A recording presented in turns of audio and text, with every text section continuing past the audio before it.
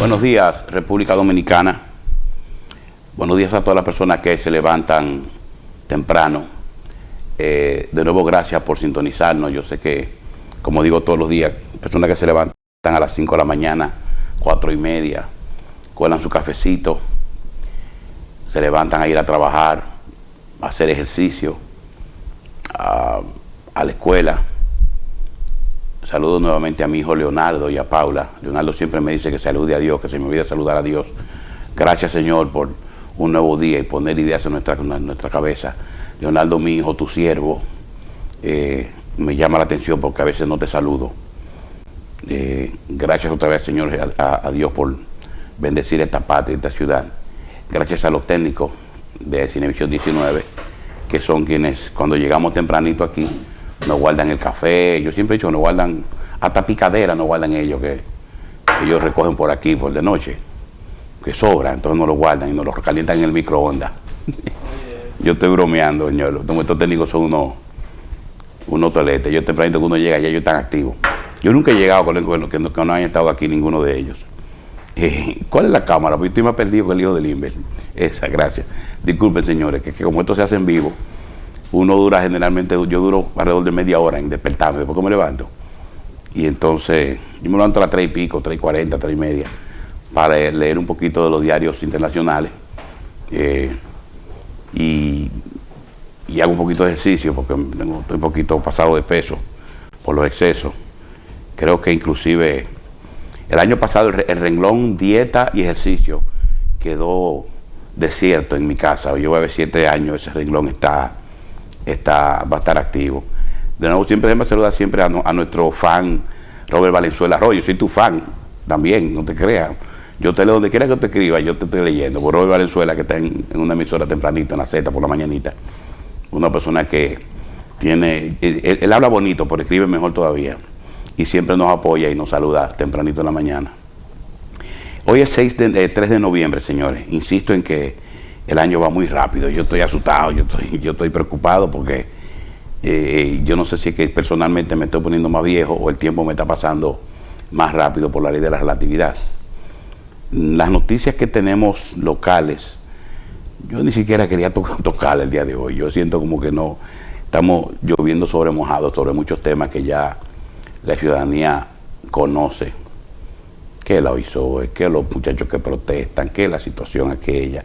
Afortunadamente la policía, eso me gustó, la policía en un gesto de civismo pidió disculpas por un coronel y un sargento que entraron a estos estilos del gobierno de Balaguer, de esos gobiernos, que una reunión interna de esos muchachos, interna, bajo techo, en Centro Bonó, y entró un coronel, un sargento, y investiga qué es lo que están haciendo aquí. ¿Y a usted qué le importa? No, porque queremos saber, no, porque es un problema tuyo. Que era una patrulla que pasaba por ahí. Yo le dije a un amigo mío, bueno, yo no sé mucho de rango y de ramo, pero una patrulla no la compone un coronel y un sargento. Que den ese cuento. Yo insisto otra vez. Yo llamé a una persona amiga mía del gobierno y digo, yo creo que está pasando, usted está viendo loco hoy. Pero Leo, la respuesta que me dio, lo que me dejó a mí pensar fue que dentro de este gobierno se está conspirando. Eso es lo que yo pienso. Porque a mí me dijo uno de los dirigentes del mismo movimiento, muy amigo mío, me dijo, Leo, yo estoy seguro que esas son cosas estas cosas no vienen del presidente. Nosotros no conocemos a Danilo Medina, ni siquiera a Leonel Fernández, ninguno de sus presidentes son gente de ese tipo de represalias. Eso son cosas internas para bromar la paciencia. Igual que el tema de la OISOE. Pues me dijeron, yo, ¿por qué ustedes no dejan que muchachos se metan en la misma acera a la OISOE? No, porque había denuncias de que querían ocupar la OISOE, querían entrar y ocuparla. Y se le puso cerca. De hecho, la persona con quien discutí, que no puedo decir el nombre porque es un alto ministro del gobierno, yo eso tomó muy mal, me mandó la sentencia. Lee la sentencia, que la gente no lee. Dice que el permiso le daba la autorización en las inmediaciones. O sea, no se violó la ley. Pues yo llamé reclamando a favor de esos muchachos de los que protestan. Y lo estaban y le pregunté, lo encuesté de manera, deme un momento para buscarla. Aquí está. Aquí está. Dice claramente en las inmediaciones de la oficina de ingenieros de obras y supervisores del Estado. Dicen las inmediaciones. Me dice, léelo. Me lo mandó él por el celular. Dice las inmediaciones, no dicen el frente. Y bueno, está bien, eso es interpretativo, inmediaciones. Entonces me lo se hizo básicamente, se prohibió en la misma puerta de la OISOE porque el gobierno sí tenía denuncia de que un grupo de ellos querían ocupar la oficina. Y eso, entonces, para evitar eso y tener que sacarlo por la violencia, mejor se prefirió que estén a 50, 20, 30 metros, pero que protesten. Y bueno, menos mal. Pero insisto en eso del coronel y el sargento, de que pasaba por aquí, como dice la canción, dense de eso. Esto fue una gente que mandó a molestar a esos muchachos. Que la protesta, yo vuelvo, insisto, usted que ve este programa sabe que yo apoyo a este gobierno, pero el ciudadano tiene derecho a la protesta. Aquí, allá y acullá. La protesta es un derecho humano. Protestaba yo de niño en mi casa, no voy a protestar de adulto ante el gobierno, el que sea, con lo que no me gusta. Además, la protesta sirve como termómetro, como presión, para que los gobiernos de turno redirijan situaciones que ellos pueden tener. Los gobiernos tienen una agenda económica, política, y un reclamo nacional puede hacer que el gobierno cambie su agenda a petición de la población, lo cual es totalmente legítimo. Por eso yo entiendo que la administración de Danilo Medina tiene que tener más cuidado con eso, e investigar si es que dentro de su propia administración se está conspirando para dañar la imagen. Porque hay gente que está loca porque suene un culatazo malo y es una situación de violencia para poder, ¿entendés cómo es? Míralo ahí. Entonces están vueltos locos porque los mismos que le dicen dictador, una dictadura, le dicen en un reclamo dictador en otro blandengue. Y yo, pero pónganse de acuerdo, blandengue, dictador, o sea, ¿cómo es la cosa? Está como una amiga mía que decía que ella quiere un hombre que la proteja y la haga reír. Y otro le quiere un payaso ninja. Un payaso ninja, que la protege y la haga reír. Entonces aquí están los que están reclamando, la gente que protestan y gente que se queja de todo, por cierto. Se queja de todo, pero estamos... Perdón. Tú no ves una dictadura. Después me dicen, tú no ves un blandengue. Y yo, pero por fin, pónganse de acuerdo. Porque una cosa o la otra, o ni todo lo contrario. El día de ayer, a raíz de un artículo que salió en la prensa del periodista Precio Maldonado, yo lo leí muy atinado, una inquietud de parte de ese periodista muy justa. Él entiende que el presidente debería hablar más a menudo.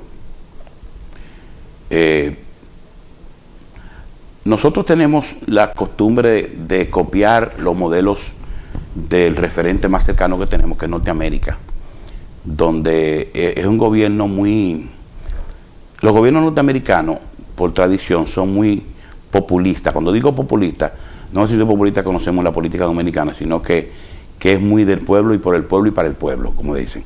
Entonces los presidentes tienen que estar hablando mucho. De hecho, ellos fueron los que inventaron, como dije el otro día, ellos fueron los que se inventaron la figura del presidente. A raíz de la independencia norteamericana, la figura presidente no existía.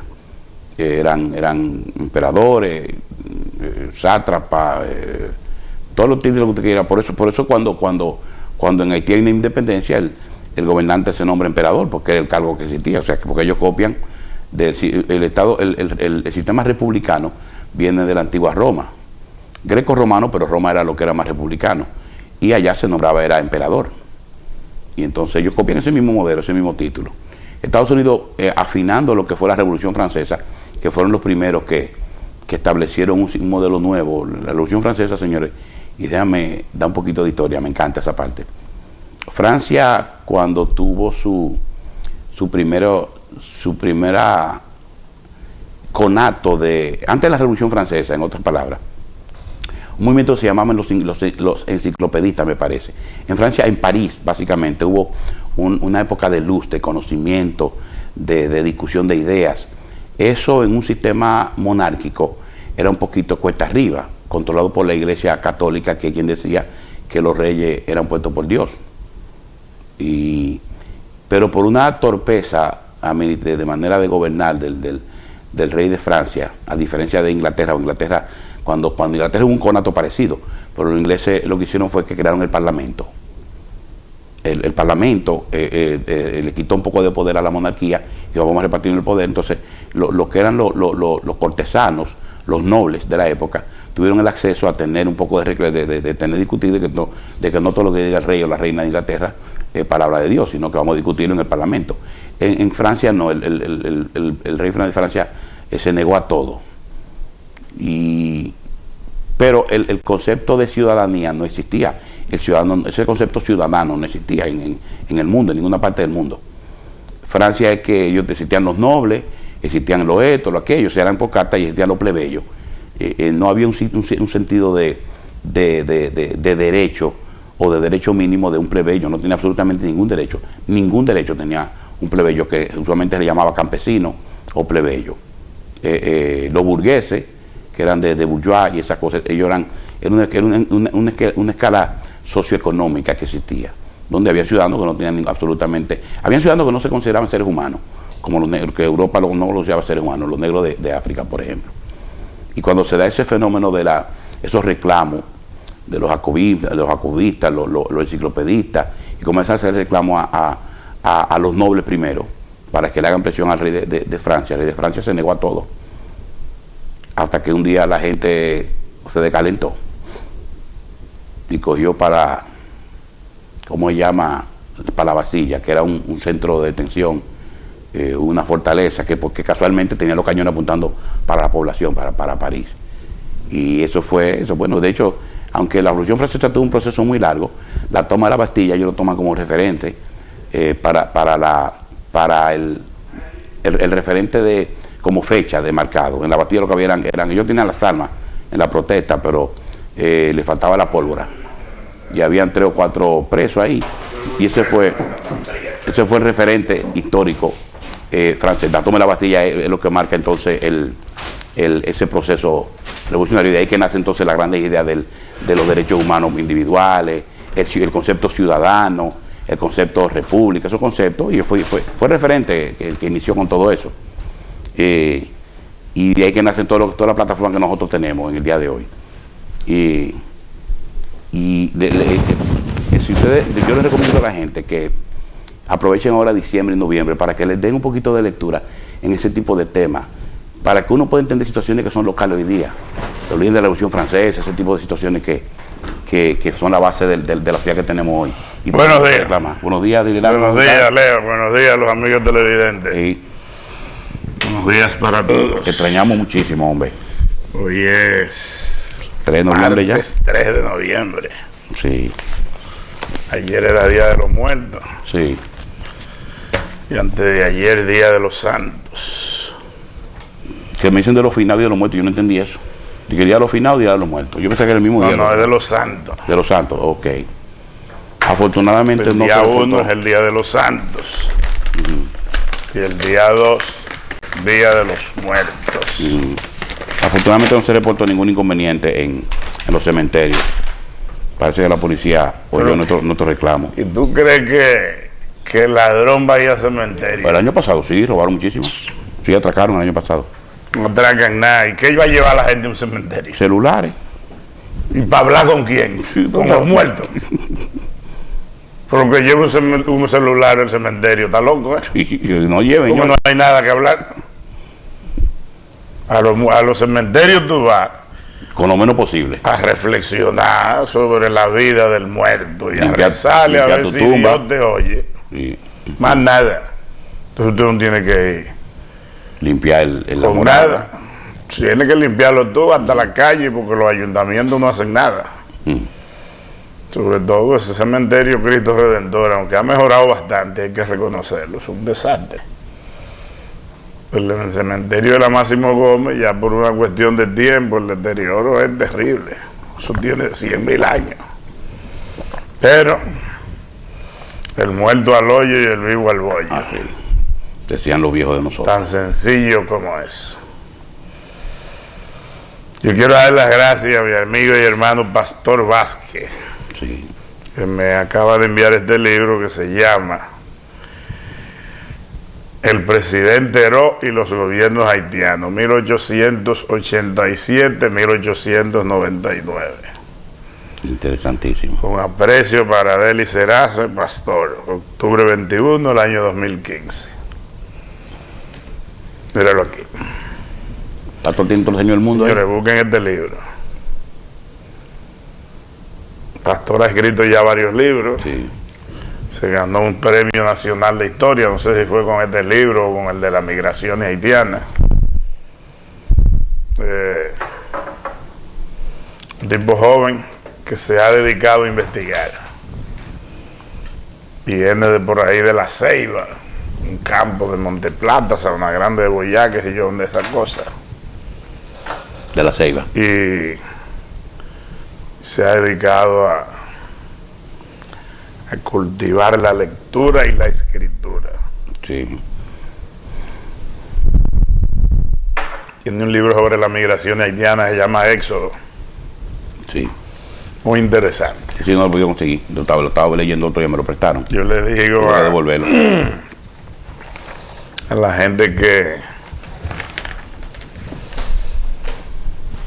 le interesa el tema haitiano, sobre todo la parte histórica y migratoria, que ese libro de Éxodo le puede ilustrar mucho. Chico también un buen relator sobre las relaciones dominico-haitianas. Chico de Pradel. Sí. Ahora, el mejor analista político de la actualidad dominicana haitiana soy yo. Deli era, eso tengo que decirlo yo. No, yo no tengo que esperar que otro. Aunque me moleste, esto ya sí. Yo no tengo que esperar que lo diga otro. Yo estoy claro. Yo le digo a un amigo mío Yo tengo 30 años en esto. Esto no es casualidad tampoco. Ni es porque yo estoy en mi casa sentado y las cosas me llegan. No. Es porque en el tiempo uno aprende. En el tiempo uno aprende. ¿Y te contactan? Y nada, es la vida. Leo Reyes era un tipo que conocía bastante bien el tema haitiano, murió hace un tiempo ya. Entonces es un tema que no le interesa mucho a mucha gente. No sé por qué. No, ya sí, Deli era. A pesar de que el problema es que se quedan en lo académico. Y el Sí. problema de Haití no es académico, es político Sí. y económico. O sea, aquí hay mucha maestría y que seguridad y defensa, muchas pendejadas que hacen aquí. Y aparecen 2 o 3 tipos que se sientan y se... la frontera. Muchas teorías que para la sociología dominico-haitiana no aplica. No aplica. Eso podrá aplicar en otras fronteras, Es que yo soy un amigo mío. donde nosotros vivimos un idioma y ellos en otro. Eso es lo primero. Yo soy un amigo que Deli habla haitiano. No creo, no. Él habla creo, ¿verdad? Pero también habla haitiano. ¿Y qué es eso? Es que habla haitiano. Esa es la realidad. La política haitiana en este momento está bastante complicada. Hay 4 candidatos presidenciales que han decidido operar juntos, cosa que en Haití no es posible hasta ahora. Hay un candidato presidencial que se llama Henry Sean, Maris Narcís y Moïse Jean Charles, que son gente que sé que se hace llamar Petit de Salín. Son gente que vienen de la Balaz. La Balaz se convirtió en esta como el PRD. Que salió el partido de Atuey, salió el PRI, salió el MODA, salió el BIS. Ok. Cada una lleva un partido, un candidato diferente, y los resultados fueron que cada uno anda alrededor de 12 a 14%, y cuando tú lo sumas en un 35%, que habrían quedado en primer lugar en las elecciones, con una participación mínima de Haití en el proceso electoral, también habrían llegado quizás más de 40%. Entonces hay un cuarto candidato que se llama Jules Celestín, que no es propiamente, déjame el dedo ese, que no es propiamente de la Balaz, pero que tiene una conexión umbilical con René Preval, que sí es origen la Balaz. Todos esos 4 candidatos han decidido operar solos.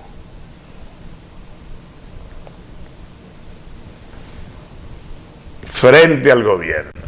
Primero fueron solas la candidatura presidencial, ahora decidieron hacer una especie de bloque progresista o un bloque de oposición como el Acuerdo de Santo Domingo, que han comenzado a movilizarse en las calles de Puerto Príncipe.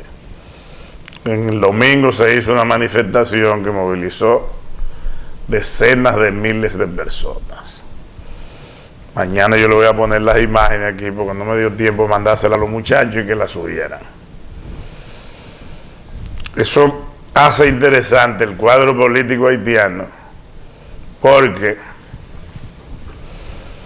un bloque fuerte de 4 candidatos presidenciales dispuestos a enfrentar a Martelly le complican la cosa primero al candidato presidencial del grupo de Martelly, que se llama Jovenel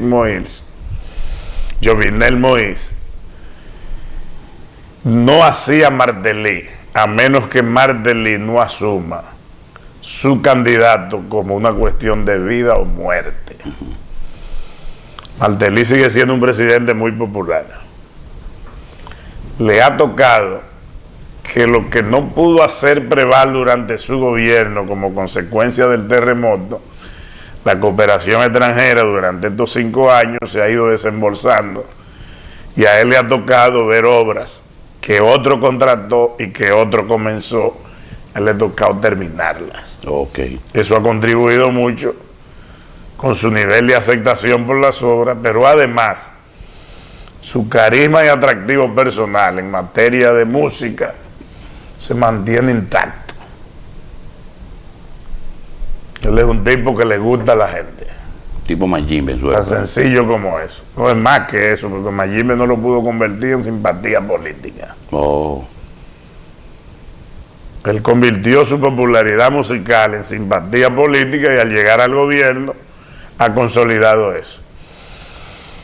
Sí. Entonces, ¿qué está planteando Martelly? Hay una serie de situaciones que se dan en torno a su grupo que van a beneficiar a otros grupos, y es que el gobierno, la Constitución haitiana establece que para usted ser candidato a cualquier posición electoral tiene que haber recibido un descargo del Congreso. Eso se hace aquí cada 4 años, en el 1 febrero del gobierno que entra, donde cada año en febrero, donde se aprueba la gestión del presidente del turno. Por eso Leonel nunca va a tener problemas, porque esa ley antes no existía, antes de Jorge Blanco, eso fue después. Entonces, como no hay parlamento, que es a quien le corresponde hacer el descargo de la gestión administrativa,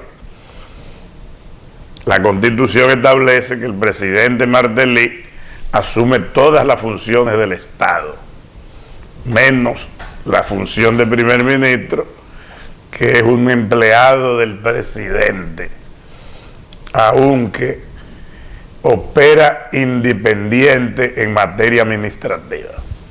El presidente tiene varias limitaciones en materia de firma de lo que es el gobierno. Son 4 o 5 cosas.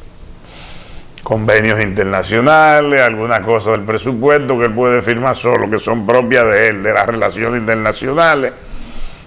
Lo demás, él tiene que firmarlo con el ministro del área correspondiente, con el primer ministro o con el Consejo de Ministros. Martelly decidió en estos días una cosa extrañísima. Él decidió hacerle un regalo de $50,000 a cada ministro unos días antes de las elecciones, por su buen desempeño administrativo. Y la ley no lo prohíbe. Él lo podía hacer, pero no lo firmó, podía firmarlo solo. Ok. Porque los estímulos a los funcionarios públicos existen. Debe ser por consenso, yo entiendo. No, tiene que firmarlo el Consejo de Ministros, que es el que aprueba el presupuesto. Ok.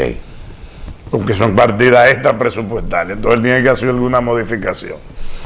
El dilema de Martelly ahora es que él quiere descargar la gestión de su gente, pero desgraciadamente no puede descargar la suya.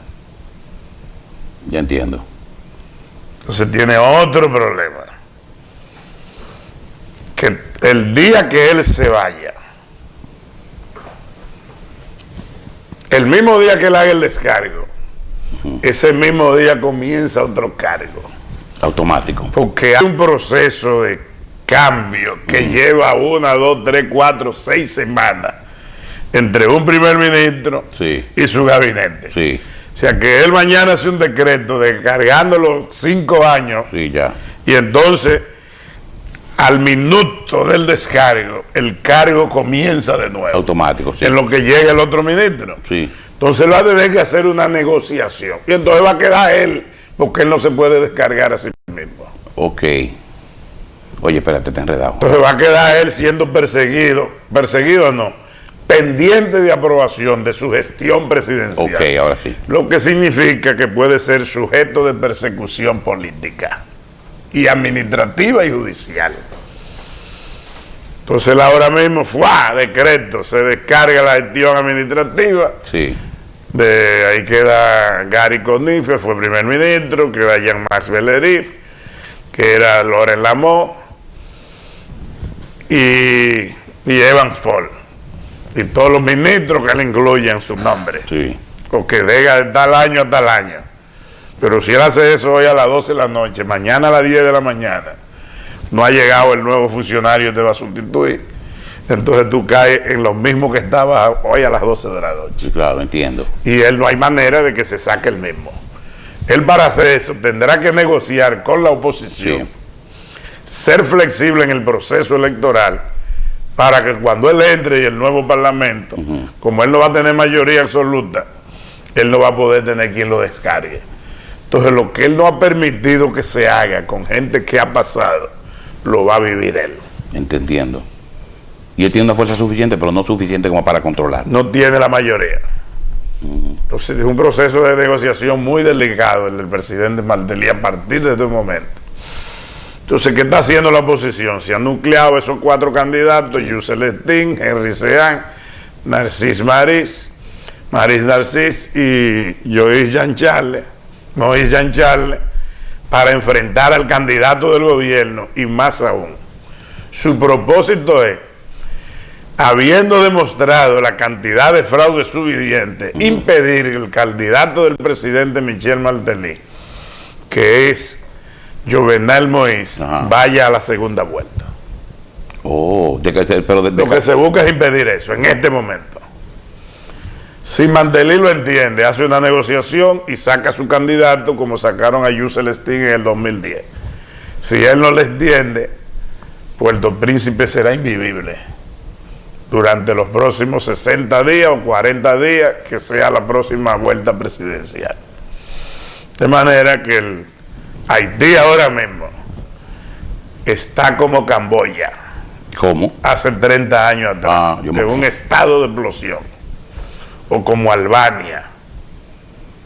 O como el Líbano. Una confrontación feroz entre una oposición que decidió enfrentar al gobierno con su candidato y un gobierno con un presidente con niveles de popularidad altos, pero con un candidato presidencial que no tiene suficiente popularidad como para sostener la candidatura en la segunda vuelta, sin evitar que la violencia se apodere de las calles y que incluso se puedan abortar la segunda vuelta.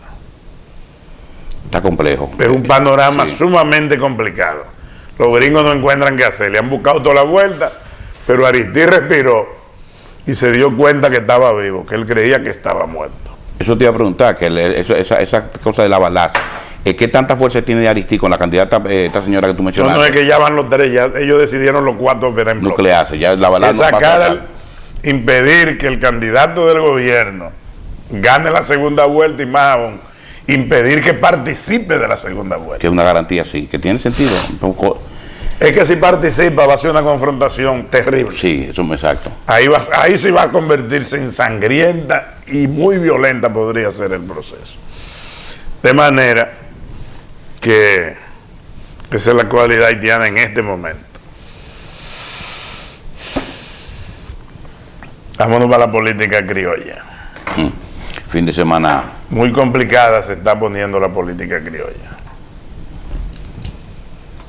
Le voy a decir por qué. El PLD tiene 12 años de gobierno. Aparentemente va para un cuarto periodo. Serían 16. Serían 16. La situación del presidente Danilo Medina es la siguiente en este momento. En la campaña presidencial, cuando el gobierno participa, sustituye al partido indefectiblemente. Y como sustituye al partido, hay gente que se siente marginada. Y como se siente marginada, no quieren activar a la velocidad que el país político de su partido lo necesita. Y quieren que el presidente de turno o el candidato de turno, en este caso le toca a Danilo, los llame. Dirigentes regionales, locales. Leonel llamó a nadie en el 2008. Nunca. Y yo quisiera que aparezca uno que me diga, Leonel me llamó y me dijo que me integre. Que suba a la tarima. Leonel no tenía que llamar a nadie porque el presupuesto general de la nación se llevaba todas las inconformidades y porque todos los cuadros políticos partidarios tenían de alguna u otra manera el beneficio del Estado. Yo le voy a hablar con crudeza para que los que andan con bembitas por ahí, no queriendo aceptar que ya el mundo tiene una realidad política interna en el PLD, sí, que no tiene vuelta atrás. Y es la siguiente. Danilo es el candidato. Los 32 senadores, hay 31 del PLD. De los 31 del PLD, hay 10 que tuvieron hasta el último momento, aparentemente hasta el último momento, con Leonel Fernández. Se hizo un pacto, se proclamó la candidatura, se aprobó una Asamblea Nacional de Delegados o un Congreso Elector que los candidatos se ratificaban, los candidatos del acuerdo. Los candidatos del acuerdo se están juramentando. Sí, ahí ve uno a uno. El sábado se proclamó a Marely, el domingo se proclamó a Francis Vargas. Ya se ha proclamado a Rafael Calderón y a Félix Nova, a Manuel Paula y a Eddie Mateo. Ya van 6 proclamados. Hay que tener claro, esos 6 senadores quieren volver a ser senadores. Si ellos quieren ser senadores, la malquerencia local del leonelismo, ellos es que tienen que resolverla. Si no, no serán senadores. Okay. Que se metan eso en su cabeza. O sea, arreglarse con José del Castillo es un problema de Eddie Mateo. Te entiendo. Arreglarse con Clar es un problema de Francis Vargas en Puerto Plata. Arreglarse con Diego Aquino es un problema de Manuel Paula en Neiva, etcétera, etcétera. Arreglarse con Víctor Sánchez era un problema de Rafael Calderón en Asua. Eso no es un problema ni de Leonel ni de Danilo. Okay. El manejo local era que tiene que ser manejarse adecuadamente para evitar que las malquerencias rueden. Arreglarse con Rafaelín Fanjul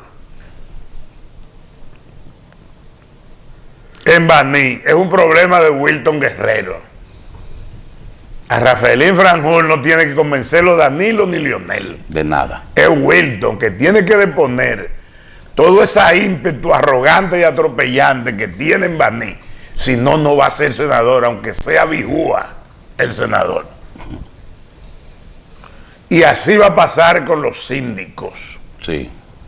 Y si Sonia Mateo quiere ser senadora en Dajabón, tiene que sentarse con Olga Fernández y creer que a Olgo lo va a convencer Danilo. Hay intereses locales que están por encima de que Danilo quiera o no quiera. Okay, regionales, sí, provinciales, comunitarios. Entonces, que no le quieran pegar ni a Leonel ni a Danilo su dificultad local, resuélvala usted. Eso estamos claros. Y si ellos no están claros, que lo estén. Primer problema resuelto. Las marquevencias locales se resuelven localmente. Senadores y síndicos. Va a llegar un momento en que cuando ya todo el mundo sea candidato, el PLD tendrá que formar los comandos de campaña provinciales, municipales y de circunscripción. Y eso tendrá que hacerlo la comisión electoral, yo quiero que es la que dirige el partido breve. ahora. Si yo era o tenía un movimiento político partidario para elecciones del 2012 o 2008, por ejemplo, pero no tenía estructura en el partido, sino que la hice fuera, ¿me funciona eso? ¿Me sirve? Eso no deja definido todavía quién va a operar el sector externo. Ok, pero no como sector externo per se, sino gente que fuera un ministro, funcionario de Leonel, tenían su estructura hecha, pero no fueron al partido, no la estructura en el partido. Eso es movimiento, eso es sector externo. Obligado. Si no son miembros y quieren activar su grupo, tiene que operarlo como sector externo. Ok, si estoy esperando que me llame. Entonces el sector externo todavía no se ha configurado, porque hasta que no se configure la boleta de marcación por demarcación, no se puede hacer comando de campaña, ni se puede definir quién va a coordinar el sector externo. Ok. Eso le toca a Danilo decir que va a ser Juan, Pedro o Manuel. Punto. Leonel Fernández inevitablemente tiene que participar de la campaña. De eso yo no tengo la menor duda. Y en noviembre o principios de diciembre comienzan los encuentros regionales que hace cada año, sea o no presidente. Con la dirección del partido. Sí. Y el gobierno del partido, el partido en el gobierno y el gobierno entonces tiene que poner un ministro por cada provincia, o por cada 2 provincias, o por cada 3 provincias, que van a operar en función de la necesidad material de la población con propósito político. El gobierno en el partido es el gobierno sustituye al partido. Sí, que se metan eso en la cabeza. Eso está claro. Eso es una regla. Y tienen una ventaja de que como todos son ministros, no es difícil acoplar la operatividad político-electoral que Danilo ha definido con la gente de Leonel que están en el gobierno. Por ejemplo, cuando Danilo diga, yo necesito a Bauta Roja en Montecristi, tiene 2 caminos: coge para Montecristi o deja el puesto. Ya te entendí. Esta es la estructura partido político. Claro, cuando Danilo diga, Alma Fernández, te necesito en la provincia de Pedernales, ella coge para Pedernales o deja el INVI, no le queda más remedio. Y si tiene la boca amarga, el que sea, porque quería que sea Leonel y no pudo, nada más tiene que coger un poco de agua y echarle limón con sal. Y el que no lo entienda, entonces hay una señora mayor ahí, amiga mía, que se llama Liceló Marte de Barrio, que se ocuparía de ellos, porque no hay manera de que un ministerio no tenga problemas.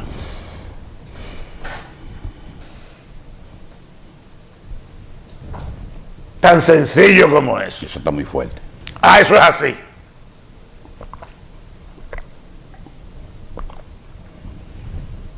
Y está también otro señor que se llama Hermosén, que es el Contralor General de la República, que es el que hace anotaciones administrativas del ejercicio de los ministros. No le queda más camino que integrarse a la campaña, porque el partido en su momento lo tiene que hacer como partido, lógicamente, todas las candidaturas. Es la plataforma básica electoral. Tan sencillo como eso. Señores, nosotros teníamos invitado hoy, él llegó medio tarde, yo no sé si tendrá sentido hacerlo 10 minutos o que tú vengas mañana, porque no hacemos nada, lo que quedan son 9 minutos. 8 minutos. Mañana lo hacemos temprano con Pérez Volque, sí. Pero no te me vayas de ahí. Entonces, ¿qué ocurre? Félix Bautista quiere ser senador, no le queda más remedio que convocar, que coger para San Juan. Y como él es que conoce en el país a todo el leonelista que puede estar haciendo bendita, ya, él es que tiene que llamar a la gente de Leonel. Ahora, el danilismo tiene que ser humilde en el triunfo. Y perceptivo y abierto, lógico. Hay que ser humilde en el triunfo. Ahora, ¿qué falta por definir? El sector externo. Omar Guevara, que era el director de mantenimiento escolar hasta el viernes en la noche, ha renunciado de la función para dedicarse a tiempo completo a la campaña política. Eso es una acción similar a la que hizo Danilo Medina en el 95, cuando Leonel fue electo candidato, que él era presidente de la Cámara de Diputados. Eso puede funcionar. A mí me resultó extraño la renuncia. Fuiste que la publicaste, por cierto. Sí, y lo hablé con él porque él me dijo, yo lo llamé, ¿es la que tú renunciaste? Me dijo que sí. Entonces, había una serie de rumorología en la calle, en cosas en las que yo personalmente no asumo ni niego. Ahora, tú no puedes comenzar a golpear gente. Tú sí puedes en su parte moral. Ahora, su parte política, él no puede evitar que nadie se la critique. Yo hice unos comentarios ayer en el programa de radio sobre unas conexiones. A mí no hay mucha gente que me pueda llamar en el gobierno para hablar conmigo de nada de lo que yo digo. Porque si es porque tiene un anuncio, que se lo lleve. A mí no me puede llamar ni un director, ni un ministro, ni un encargado, ni nadie. Porque yo no me voy a levantar a las 4 de la mañana y que te llamó Francisco Javier. ¿Para qué me llama Francisco Javier? Sí, sí. Él tiene que llamar a su equipo de prensa. Además, tú tienes tu fuente. A mí no me puede llamar ni Gonzalo Castillo, que es el funcionario del gobierno, junto con Carlitos Pared, con el que yo tengo más afinidad, por una relación de carácter afectivo. Danilo nunca me llamaba a mí. Las veces que yo hacía críticas sobre quien sea o que la hago, no me puede llamar. El día que Danilo no esté conforme con lo que yo hago, lo más que tiene que hacer es quitarse el yeso que tiene en la mano, ¿verdad?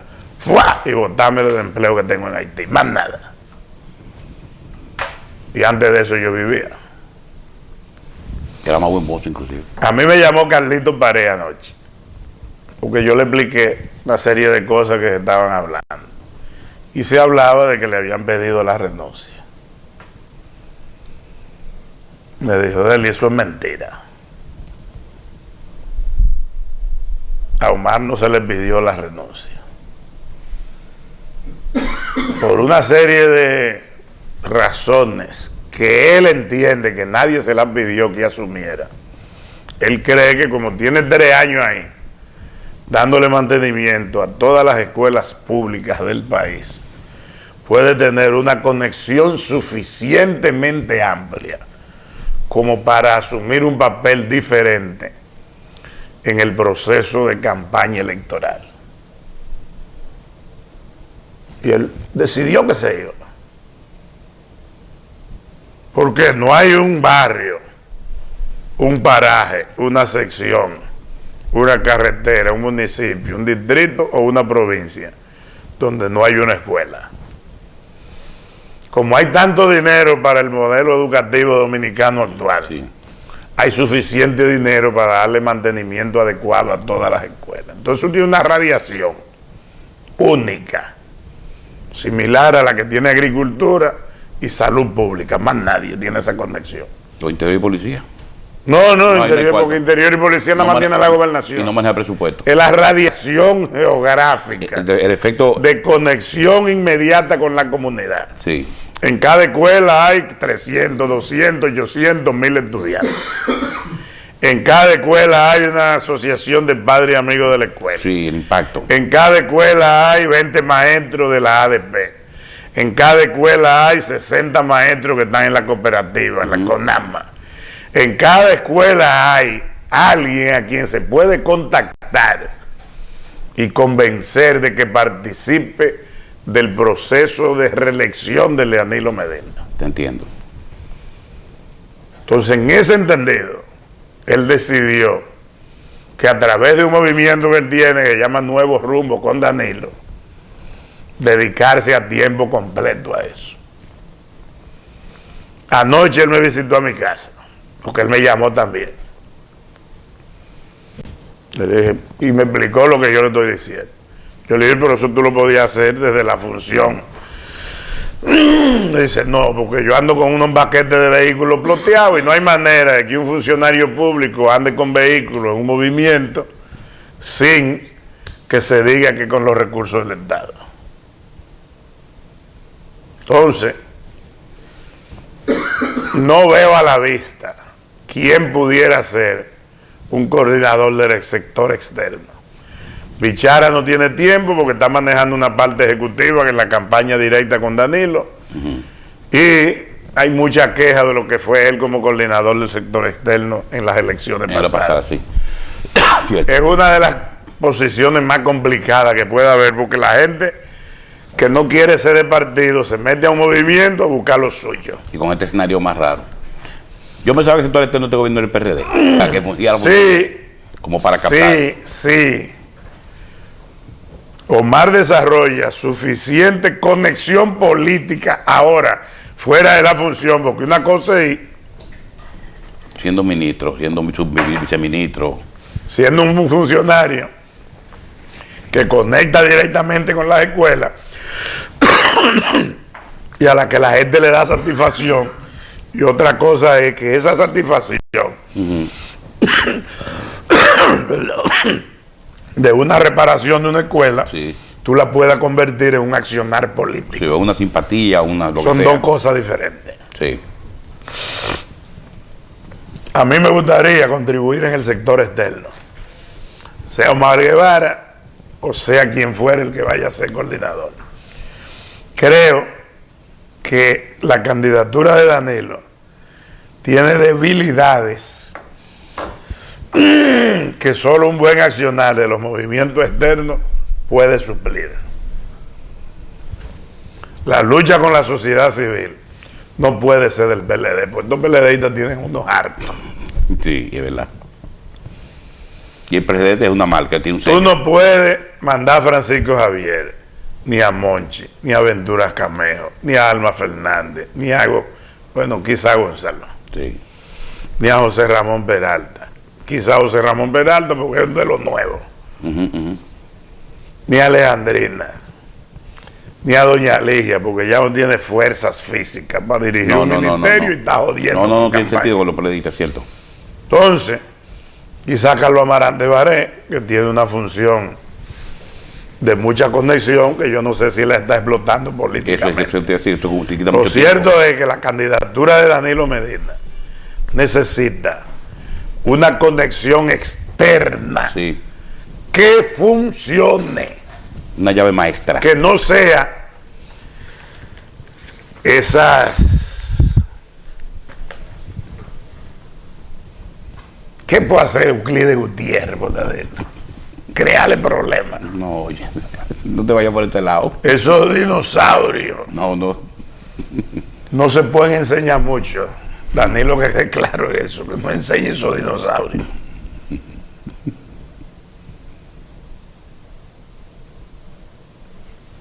Nos vemos mañana. Gracias por su atención. Buenos días, muy buenos días. Además, quiero decirle que este programa va a cambiar de horario en los próximos días. Sí.